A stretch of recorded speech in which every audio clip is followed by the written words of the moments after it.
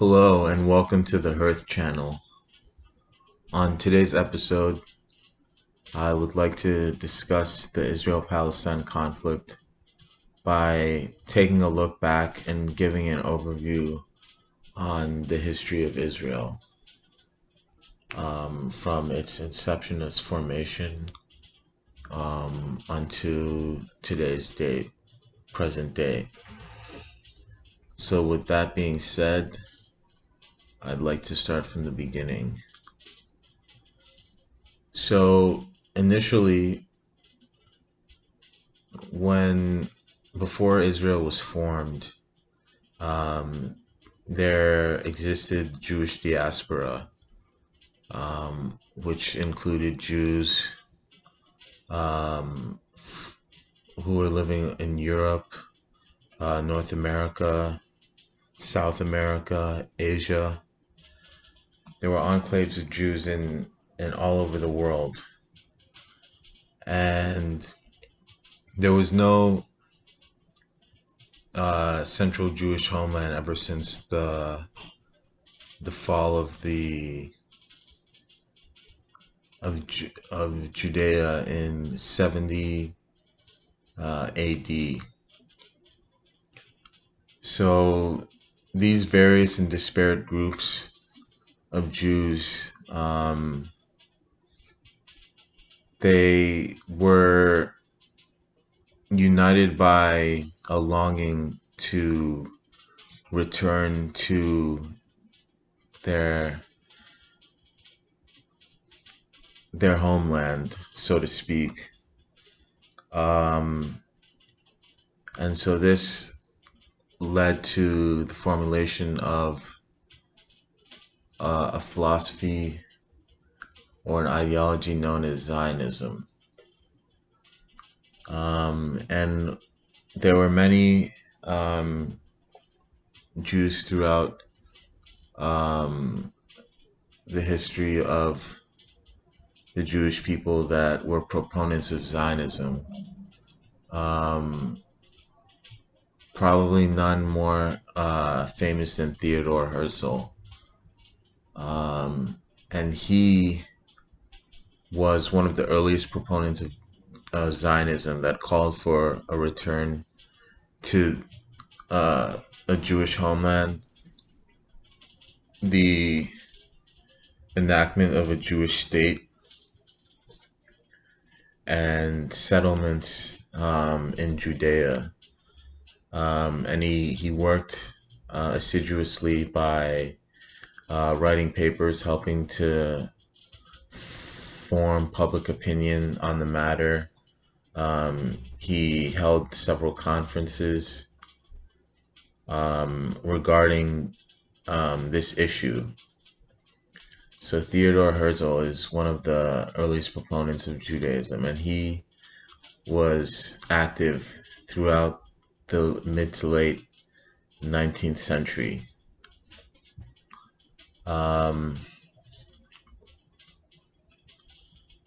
So after Herzl, once the Ottoman Empire fell, the British took over Mandatory Palestine and began to administer that territory.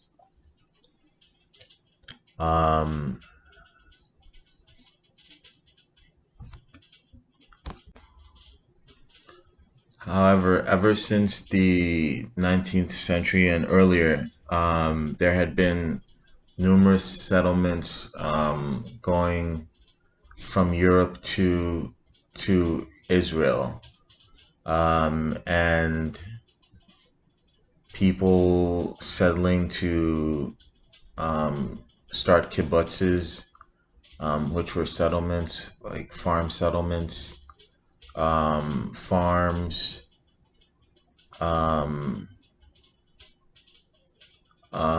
and various other types of settlements. So there was a distinct Jewish presence in the area of Palestine during the British occupation of that territory. And due to this, there was um, great influence over the political apparatus of the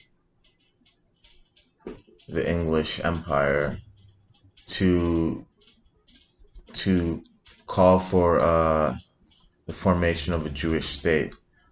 And one of the examples of this was the Balfour Declaration, which was formulated in 1917 by a man named Arthur J. Balfour, which stated that the English government would help to increase the the the number of Jewish settlers in the area of Palestine, and would also work to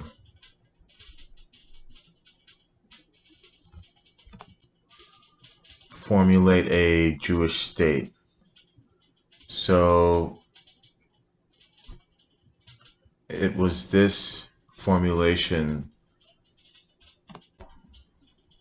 inspired men like David Ben-Gurion to work alongside the British rather than as a separatist group for the formulation of a Jewish state. Now, during this time period, there were numerous um, factions fighting for um, a a unified Jewish state. Among these were the Irgun, IRGUN, the Haganah, and the Stern Gang. Now, David Ben-Gurion was a member of the Haganah, and this would later be co-opted into uh, a Jewish Defense Force as part of the Jewish state during the First War of Independence in 1948. Some members of these separatist groups were men such as Menachem Begin, who would later go on to become one of the prime ministers of Israel, and Yitzhak Rabin. Now, Begin was a member of the Irgun, if my memory serves me correctly, and Yitzhak Rabin was a member of the Haganah, if my memory serves me correctly on that issue. Now, the Haganah was the more mainstream of these separatist factions, which sought to work alongside the British government to formulate a new nation. The Stern Gang and the Irgun were more decidedly separatist in nature, and they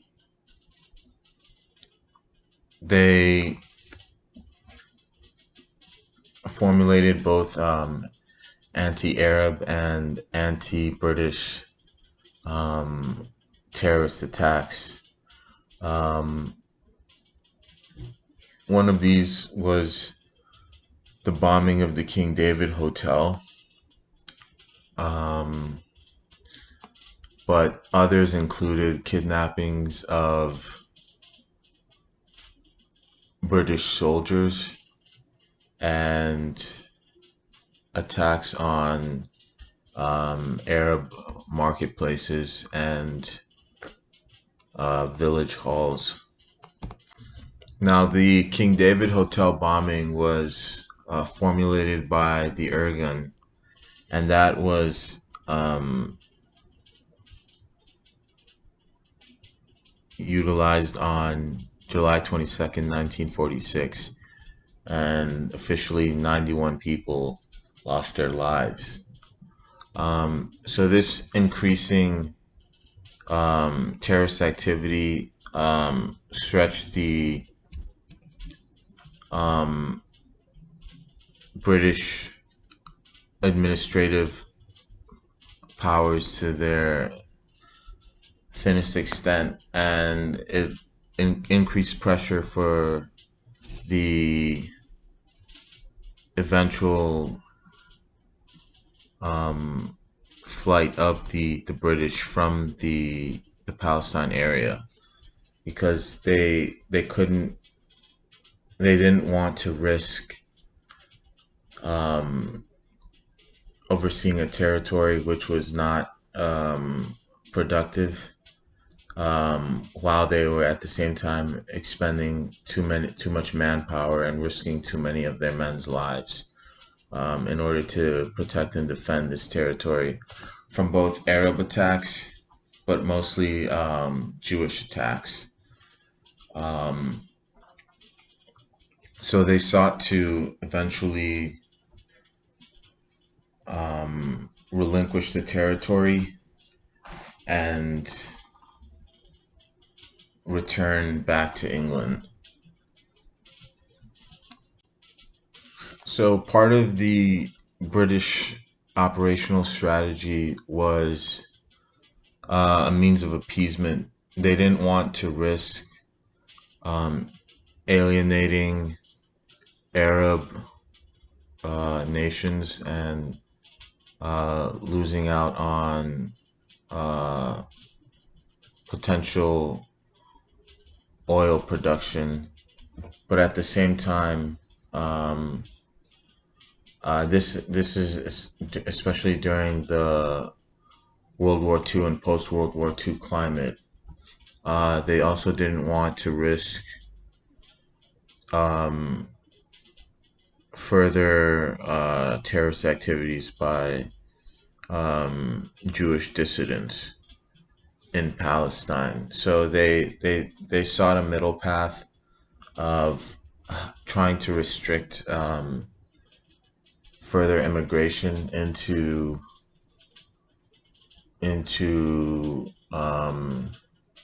Israel by further Jews. This had various levels of success, but eventually it culminated in the English decision to evacuate and withdraw all of their troops from Palestine. And as soon as that occurred, the Israelis under David Ben-Gurion declared independence. And soon after, the Arab-Israeli War began, which saw several countries such as Iraq, Syria, Lebanon, Saudi Arabia, Yemen, and Jordan fought against Israel during this conflict, which saw over 700,000 Palestinians displaced out of territories in Israel. Now, one of the strategies which the Israelis utilized during this time period, and which was signed off by David Ben-Gurion, was something known as Plan D. And Plan D called for the removal of Arab settlers from their lands by force, and it called for increased and protracted aggressiveness in removing Arab settlers from strategically important locations to the Israeli state. The cessation of the Israeli War of Independence of 1948 led to the establishment of territorial gains for the state of Israel, um, and large strategic losses for the Palestinian Arabs. As I stated earlier, nearly 700,000 Palestinian Arabs were displaced due to the conflict. But Israel gained rapidly, um, and added more territories, even more than were afforded to it under the partition plan um, designated by the British. Ever since the conflict in 1948, the Israel War of Independence, there have been five other conflicts. These are the 1956 Suez Crisis, the 1967 Six-Day War, the 1973 Yom Kippur War, the 1982 Lebanon War, and in 2006 the Second Lebanon War. Many of the territorial gains that countries such as Egypt saw and gained during the original War of Independence in 1948 were reversed during subsequent wars, such as the Six-Day War in 1967. So Israel seized at the end of the Six-Day War the Golan Heights from Syria, the West Bank from Jordan, and the Gaza Strip, as well as the entire Sinai Peninsula from Egypt. So there were monumental territorial gains due to this conflict. Now, some of these territories have been designated illegal occupations by the UN.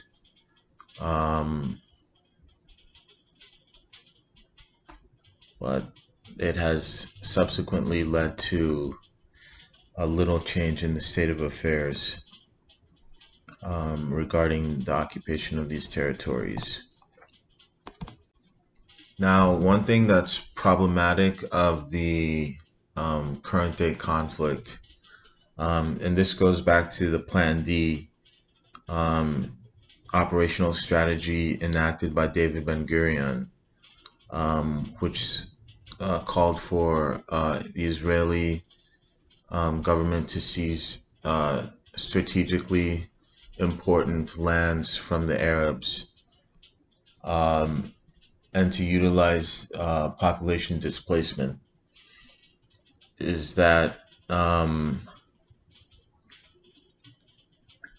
the current day occupants of the land of Israel rely on a religious basis for their territorial holds on that land, which is specious at best. The current day occupants of the land of Israel are not the same as the biblical Hebrews of old. And I will demonstrate that by utilizing the scriptures. In the Song of Solomon, chapter 1, verse 5, the narrator says, "I am black but comely. O ye daughters of Jerusalem, as the tents of Kedar, as the curtains of Solomon. Look not upon me because I am black," in verse 6. Furthermore, in the book of Genesis, chapter 42,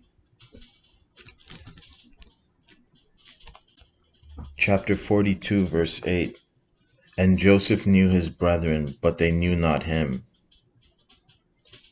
So when Joseph's brothers came to buy corn from him in Egypt, they couldn't recognize him apart from the Egyptians who were also in the court with Joseph.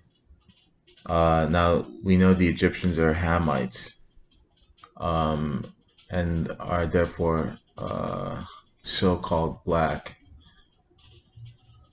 So if they couldn't tell Joseph apart from the Hamites, then that tells you by virtue of the comprehension of the story that um, the Hebrews were also black, so-called black. And we know that Noah's sons, Shem, Ham, and Japheth, all come from one father. So if Ham was so-called black, then also his brothers Shem and Japheth must also be so-called black as well. The current day occupants of the land of Israel are the descendants of the Khazar Turks. And and that is why there's a significant Jewish presence in, and by Jewish I mean the present day descendants of the Khazar Turks in Eastern Europe, because they were originally originated from due to migrations from these lands. We see again in Genesis chapter 10. Now these are the generations of the sons of Noah, Shem, Ham, and Japheth, and unto them were sons born after the flood.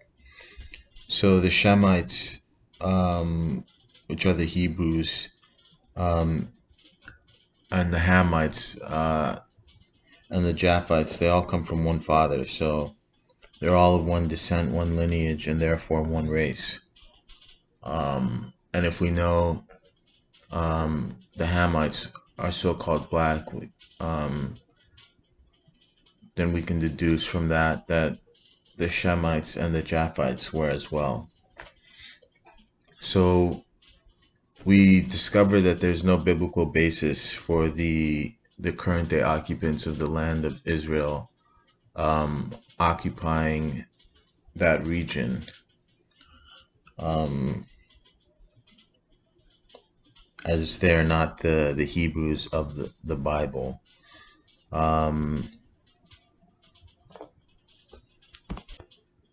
Therefore, my solution to the conflict would be a two-state solution in which the state of Israel accedes some of the territories gained during the Six-Day War, and some of which are illegally occupied to this day, according to the UN, to the Palestinians, to form their own sovereign state.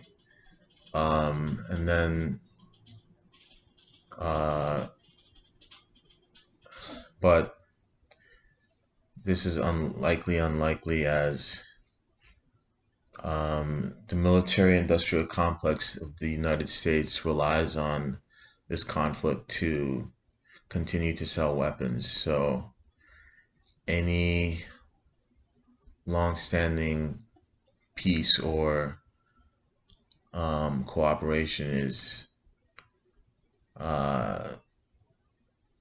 against the interests of of this factor in the relationship. So it's unfortunate, but it's a reality of our present day time period. Thank you for watching. Thank you for tuning into the Hearth channel. Please remember to like, share, comment, and subscribe. Thank you. And God bless.